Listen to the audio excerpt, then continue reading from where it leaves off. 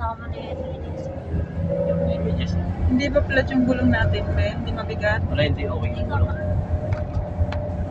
Ang mga kasama mo ba, mga 10 tao, tapos kasing laki pa na rin. Hindi kaya. Balance naman sila, meron sa kasi tata, harap likod. Sabi ko kay Rem, madam, siguro pag gusto mo mag-abroad, Rem, baka hindi ka kakayanin ng aeroplano. Bakit tayo? Tayo pupunta. Andito na po kami, malapit sa Dahig. Dahig.